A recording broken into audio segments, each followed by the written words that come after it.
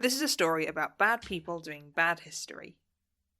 When we talk about fascist Germany, we often present it as a society or system that was brutal and cruel, but simultaneously efficient and highly structured, driven by a horrible kind of internal logic.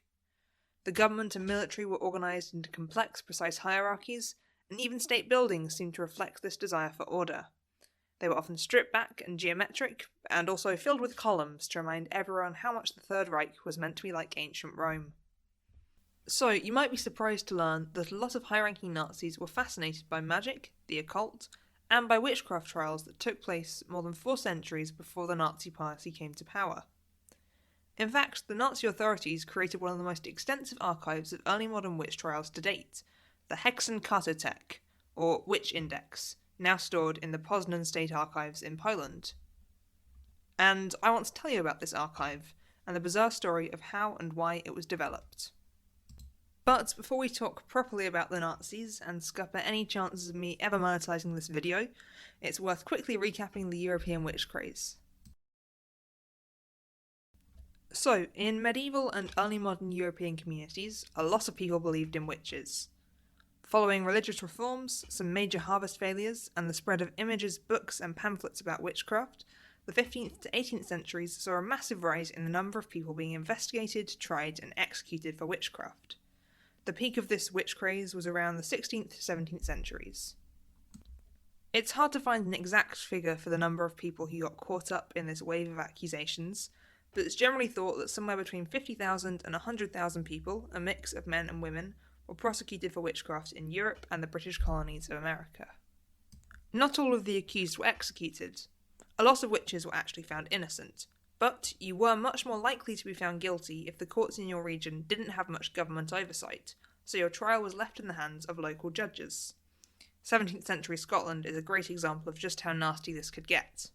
You could also get unlucky if a witch hunter like Matthew Hopkins, or your local branch of the Inquisition, decided to take an interest in your area, encouraging or personally enforcing harsh punishments for suspected witches.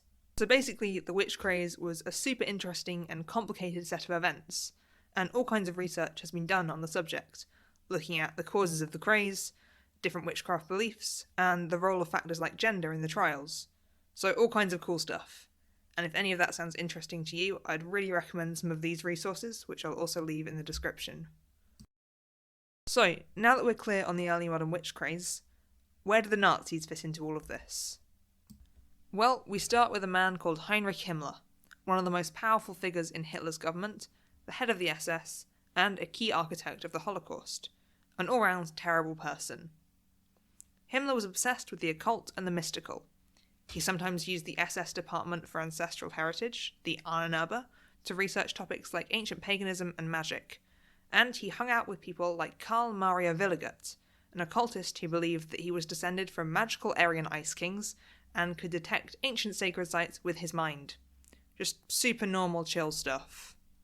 In 1935, Himmler decided to create a new branch of the SS dedicated to occultism and witchcraft, the Hexen Sonderkommando, or the Special Witch Unit. This was not in fact an elite unit of fascist witches, but a team of about 8 historians and researchers tasked with investigating the history of the witch craze. Specifically, they were ordered to perform a huge survey of German archives and of academic books and articles to find, document, and categorize as many historical witch trials as possible.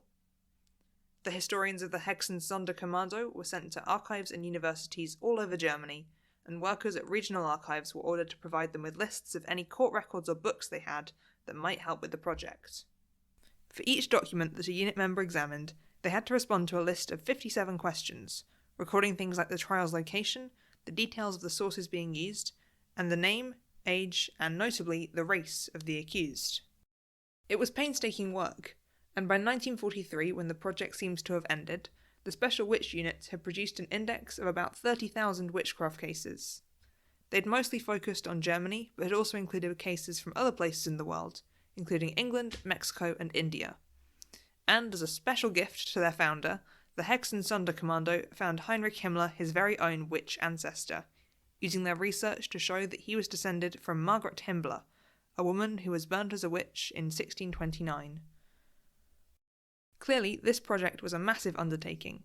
It took years of work, it required the cooperation of huge numbers of archives and universities, and it carried on receiving resources and manpower well into the Second World War. So, what on earth was the point? And why was the creation of the Hexen Cartotech a large-scale, state-run mission with its own SS unit, rather than just a research project organised by a university or a group of academics? Why did the Nazis want all of this information about witches? Well, as you might have guessed, the Hexen Sonderkommando wasn't just set up to tell Heinrich Himmler fun facts about his family tree. Himmler and the H Sonderkommando wanted to use their research to show how the Aryan race had been persecuted throughout history. That's why the researchers recorded the supposed races of the people involved in each witch trial. The index was meant to prove that accused witches had been Aryan pagans, followers of an ancient and pure Germanic religion, and that they had come under attack from the decadent Judeo-Christian Catholic Church. Emphasis on Judeo. These church elites apparently wanted to stamp out paganism and destroy the Aryan race. This whole theory seems pretty random out of context, but it was actually part of a much wider branch of witchcraft history emerging in the 1920s and 30s, which tried to explain the witch craze as a clash between the Catholic Church and pagan worshippers.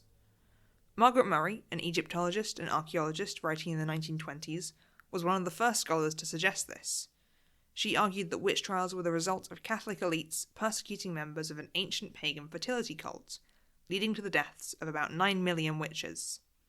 There is very little evidence to support her claims, but her ideas became quite mainstream after the Encyclopaedia Britannica let her write the entry for witchcraft in their 1929 edition, leaving it unchanged for about 40 years. We can't know whether Himmler and his colleagues actually read Murray or not, but the idea of an ancient nature and land-based religion, and a clash between two clearly defined cultural groups, slots pretty neatly into Nazi ideas about nationalism and Aryan identity. In the early 1930s, pro-Nazi historians and folklore scholars Otto Höfler and Alfred Rosenberg developed their own versions of Margaret Murray's pagan witch cult theory. They explicitly identified witches as pagan Aryans, who were supported by most people in their community. Meanwhile, their accusers were effeminate and unpopular anti-Aryan elites, corrupted by their links to Judaism and the Roman Catholic Church. So, Himmler and the Hexen Sonderkommando were hoping that if they could collect all the available evidence, they could prove people like Höfler and Rosenberg right, and then use what they'd found to produce lots of anti-Jewish and anti-Catholic propaganda. And they could also potentially help to unite the Aryan citizens of the Reich by telling them about their shared racial history. Unfortunately for the Nazis, their archive kind of proved the opposite of what they wanted, and that was not the only problem with it.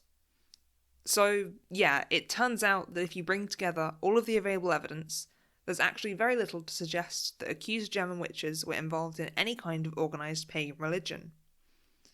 It also turned out that rather than the witch craze being imposed on good Germans by the Catholic authorities, lots of German witch trials were supported or even initiated by ordinary German people, many of whom expressed a strong Catholic identity. And, finally, the H Sonderkommando found that far fewer witches were executed than they'd expected, suggesting that the trials weren't part of any organised project to wipe out an imagined Aryan pagan population. The archive itself was also a bit of a mess, because its creators weren't very careful about the sources that they used. It was relatively easy for the Hexen Sonderkommando to get hold of primary sources for German witch trials, but for countries like Britain, who declared war on Germany in 1939, midway through the project, things were a bit more complicated. Instead, researchers had to rely on secondary or even tertiary sources, which they rarely fact-checked or contextualised. A great example of this is a 1936 index entry for an English witch called Elizabeth Sawyer. This entry was based on an essay by the literary critic Philip Arenstein about the presentation of witches in Renaissance theatre. So this is a secondary source about fictional witches, and the H Sonderkommando was treating it in exactly the same way as original court records from real witch trials. The use of this article was not only pretty lazy academic work, but it was also an incredible display of hypocrisy, because Philip Arenstein was a German Jew. At the time that his work was being studied by the Special Witch Unit, he had just been forced out of academia by the Nazis' anti-Semitic Nuremberg laws. And in 1942, he was actually killed in a ghetto labour camp. the Hexenkartetech often relied on the work of the very people it was created to harm. Even as a unit, the Hexensonderkommando wasn't particularly well organised. It wasn't always clear which areas of research they were responsible for. Different SS groups under Heinrich Himmler's command competed for his attention and bickered about who got to work on the witchcraft project. The H Sonderkommando, the Race and Settlement Main Office, the Ahnenerbe, and a racial research group called Command K all fought to get involved. Things were only resolved when Himmler personally wrote to the head of the Ahnenerbe telling him to stay out of witchcraft matters and to leave them to the intelligence service in the SS, the section that the H Sonderkommando fell under. The Hexensonderkommando finding a handy witchy ancestor for Himmler was probably a tactic meant to keep Heinrich Himmler on side and ensure that he kept defending their right to lead the research project and kept sending resources their way. Things might have sounded very formal and official within the SS, with all these different units and government bodies, but in practice this area of the Nazi military could be pretty disorganised and extremely personal, as so many groups depended on the support of individual men like Himmler. The creation of the Hexenkartetech is definitely one of the weirder rabbit holes that I've gone down recently, and it shows how strange and seemingly contradictory the Nazi government could be. Many Nazi officials and thinkers valued efficiency, logic, and order, but were also drawn to myths and stories of magic. Meanwhile, the Hexensonderkommando was trying to produce a highly organised, supposedly objective database, but their work was obviously biased, often rushed, and they were constantly competing for Himmler's attention. The Hexenkartetech is also a great example of how history can be repurposed, reinterpreted, and manipulated over time, and how dangerous this sometimes can be.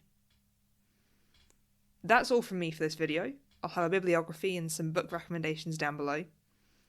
If you like the video, let me know, and if you'd like to see more niche history videos narrated by a posh-sounding British person, then go ahead and subscribe, and in the meantime, I'll get researching.